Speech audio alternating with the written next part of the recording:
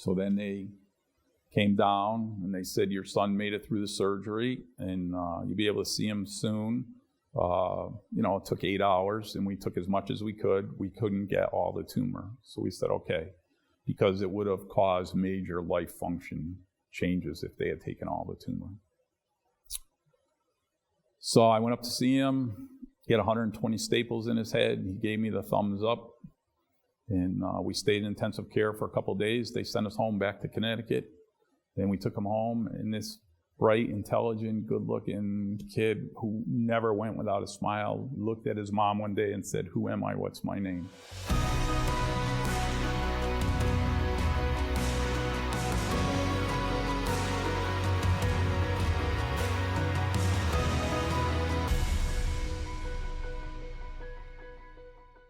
"30 years plus as a captain in West Hartford Police Department. First of all, congratulations on retirement. Thank you very much. I'm really excited to have you on the show today because we've had literally hundreds of people on this show, and yet your story is one of the most inspirational ones that I've found to date. Heart-wrenching, but it's put you in with a tremendous organization that's changing lives. So let's just dive right into it. So first of all, what's the organization all about? Well, the organization is called Amy's Angels. It was founded in Simsbury, Connecticut by Bob Fiandella, who lost his cousin, Amy. She was going through a breast cancer battle, and they realized the financial struggles associated with illness were much greater than anybody anticipated. So he started a fund in order to help her. Unfortunately, she lost her battle rather quickly with the disease. So before the organization even really got up and running to the point it is now, she had passed away.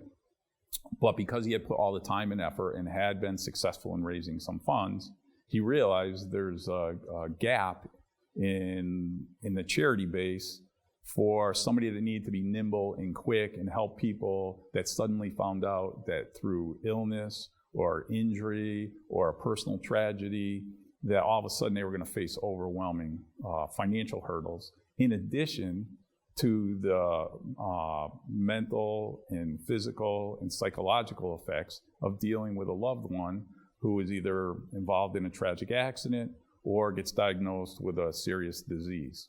So this organization started 5 years ago, all volunteer organization. There's no paid employees, and it's very, like I said, nimble and quick as far as people notify them. They say, hey, this happened, and we're going to be evicted from our apartment, or we can't afford the medicine, or we need assistance with living expenses. And they do a lot of short-term, quick-hitting things, and then they've done some longer-term with almost adopting what they call angels, that people have long-term diseases, long-term battles. And now the organization's been here for 5 years, and they've actually raised over $1 million so far. And 98% of that money goes back out to Connecticut families in need, including my son. My son was 24 years old. He graduated from Assumption College with all kinds of honors, inducted into 2 National Honor Societies, played 9 intramural sports at college. He went right here in Manchester to East Catholic High School before that, where he was captain of the soccer team. They won 2 state championships. He was captain of the lacrosse team. They qualified for the state tournament for the first time in the history of the school. He was the goalie. There was a core group of kids. He was on the honor list every semester. He graduated, actually received some awards. There was a pilot that had gone to East Catholic that had passed away, and they gave an award every year to like a student athlete who also was an honor student. My son got that award. And he was really conquering life the way any father. I was the most proud father in the world. At the time, I never thought I could be more proud of my son. And after he graduated college, he got hired by Apple Incorporated, and he had a decent job, and he got promoted a couple of times, and he was coming home with headaches all the time. And he had 5 sports concussions. So we just kept putting him off to the concussions. Well, one day I found him and he was throwing up in his room, and I said, "Can you get up?" And he said no, and then we knew something's not right here. This kid was a premier athlete and, full of life, and the headaches became more and more frequent. We took him to the doctor. They said there's something growing in his head. It turns out he had an oligodendral glioma brain tumor. It was heartbreaking. Heartbreaking for a lot of reasons. One of them I'll get into in a minute. But your whole life changes in 1 minute. He went from this good-looking kid with a good job and his whole life ahead of him to a total unknown, totally unknown what was going to happen. And they said they're going to do a surgery. And we went for a second opinion. We went up to Boston.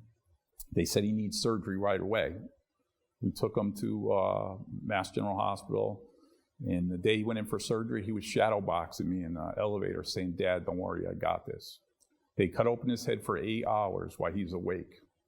And they have him sing "Take Me Out to the Ball Game." And they give him cue cards. And he had him singing and doing math problems. And what they're trying to do is take out as much of the tumor as they can without damaging his ability to function in life.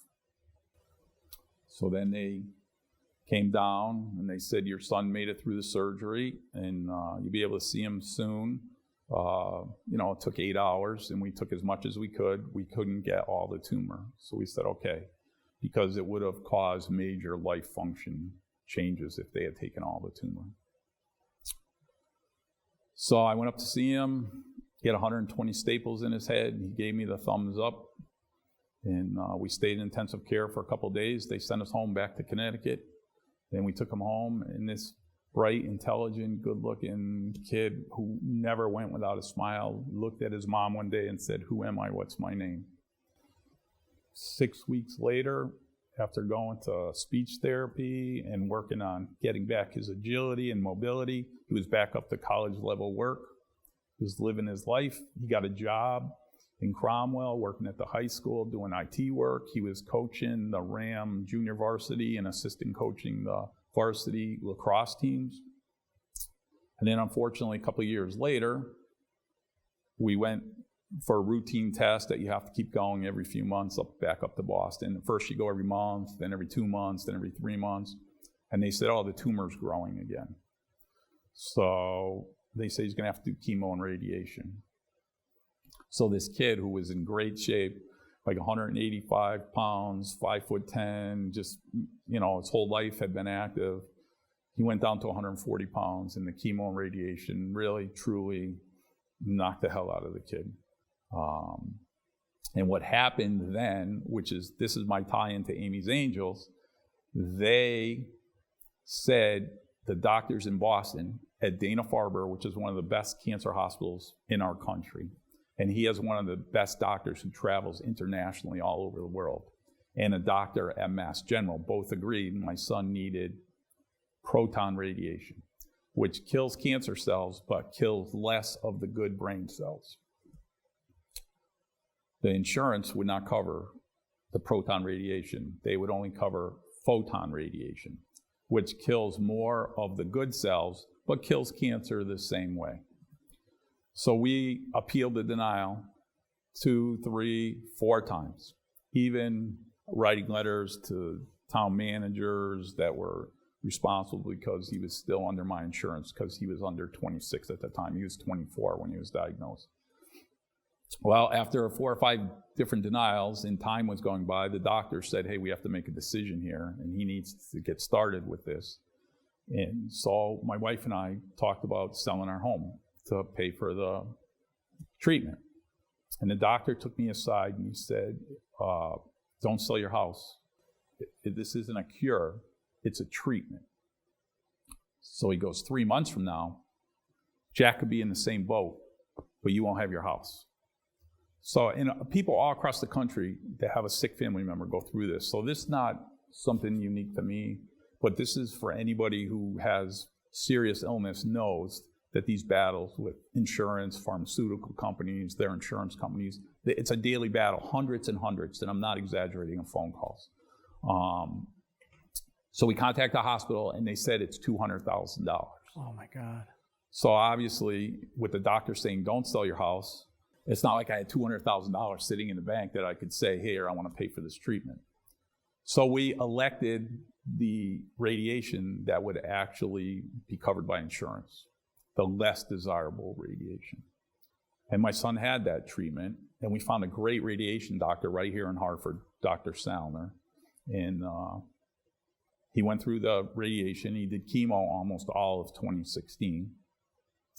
And after that, he started getting his migraines that he would have occasionally almost daily. So now I live with the fact, I don't know if we had done the other radiation, would he be having the daily migraines? I'm not sure. But some of the migraines are so incapacitating that he's literally in a bed or on a couch and he can't function. So it's heartbreaking for his mom, for me, I'm sure for him. I mean, whatever I feel, it's probably multiplied, exponentially by infinity for what my son feels. But you learn to deal with the insurance companies and the pharmaceutical companies, and you win some battles and you lose some battles. And so we live not knowing, are all these headaches from not doing the other radiation, or would he have still had the headaches? That's a possibility. So he hasn't been able to work in the last 2 or 3 years. My friends had grabbed me and said, you need help. You can't do this alone. And I'd always said, no.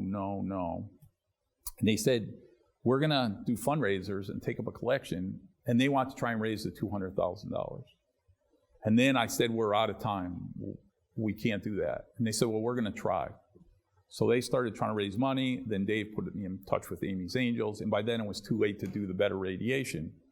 But they said, let's do this so that your next decision that you have to make for your son is not based on finances, but what's best for him. That's awesome. And then finally I said, you know what? Let's do that. And I'll tell you, my hesitation was for this. And this kind of what makes everything that's happened to my son, Jack, so much more heart-wrenching is that my younger son, Connor, was born with hydrocephalus, which is a disease that at birth, his head didn't drain his cerebral fluid. So when the baby's forming, the fluid, everybody has it. Your fluid drains down and it's absorbed by your body. For whatever reason, my son's fluid didn't drain, whether it was a blockage or a birth defect. No one ever knew what caused this to happen. So what happened is the fluid kept the brain from developing. So my younger son was deaf and blind. He was in a wheelchair. He couldn't talk. And we took Connor home and we took care of him. And they said, he's probably going to live about 3 months. And he's not going to do anything. He's going to be like a vegetable. And then Connor lived for 9 years. And he did 1 million. And I'm not exaggerating when I said that. 1 million things that he was never supposed to do. And the doctors, still today, when I see his pediatrician, they say, there's no medical explanation for Connor, for what he did. He was actually in the 3rd grade learning sign language when he passed away. So he did things, amazing things. But what he did, even in his death, he made me a better person. He made my wife a better person, and he made my son. And I still think my older son, Jack, who's now sick, was an extraordinary individual because a lot of what he did with Connor. Because Connor, somebody had to be up every 2 or 3 hours with Connor. Connor had 15 operations at the Children's Hospital to redo his VP shunts. So Jack grew up quick. He had a lot of his childhood stolen from him. And so when Jack got diagnosed, it was almost like we got hit by a train and we got back up and we were fighting back for life. And we said, okay, we got Jack, and Connor was unbelievable and he made us all better. And then, Jack got sick and we felt like the train backed up and hit us again. And we're like, how could this happen? Even the doctors are saying, this is astronomical, that you'd have 2 children with serious brain diseases that aren't related and aren't connected, and it's not genetic. So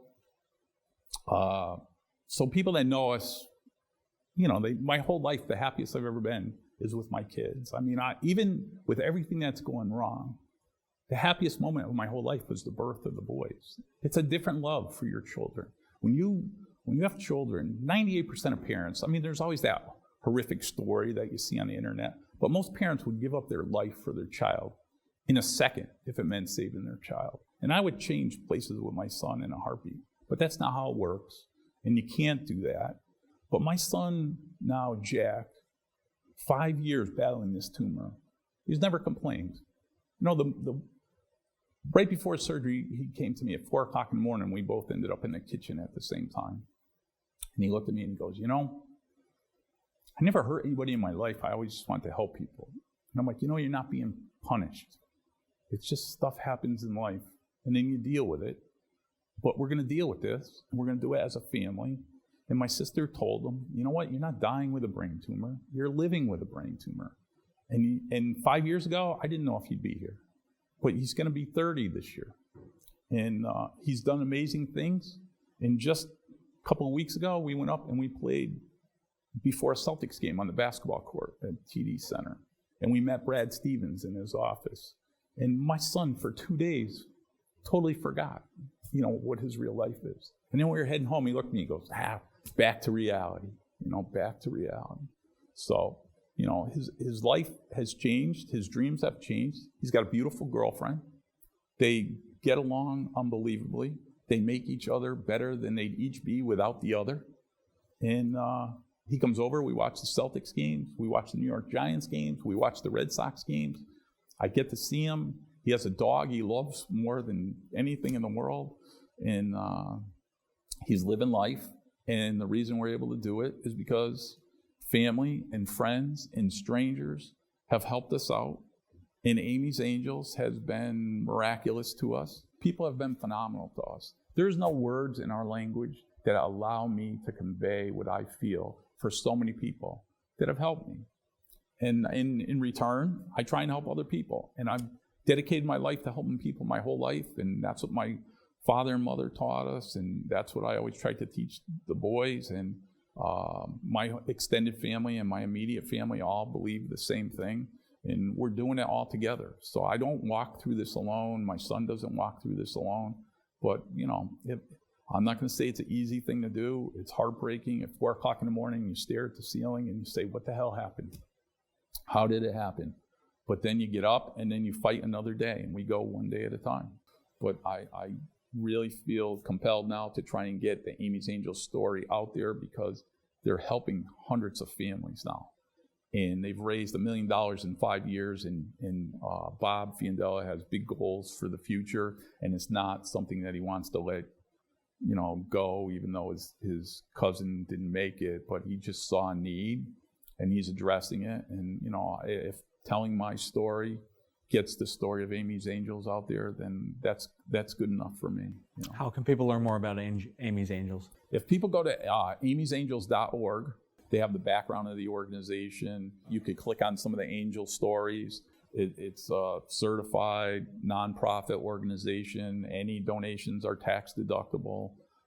They have a couple of signature events through the year, the Kentucky Derby Party. They have a gala in November out at in Simsbury. And then they have a couple other that different families involved in different things try and run so that they could feed some of the money towards Amy's Angels. And it's a growing organization, but what they've done in 5 years is incredible. And their board there's some very, very successful people associated with this, and they all give their own time, and they're busy, busy folks, but yet they find time for Amy's Angels. I heard about the organization from Todd, who's one of the anchors and reporters for Fox and Friends, and he just spoke so highly of it, and I know he's been really involved with the board and with sharing so many of these stories. So, brother, I appreciate you very much coming out here, sharing your story. No problem. Guys, thank you all so much for watching. Go support this incredible organization because, as you can see, it's changing lives every single day. So thanks for watching. Thanks for sharing. God bless America.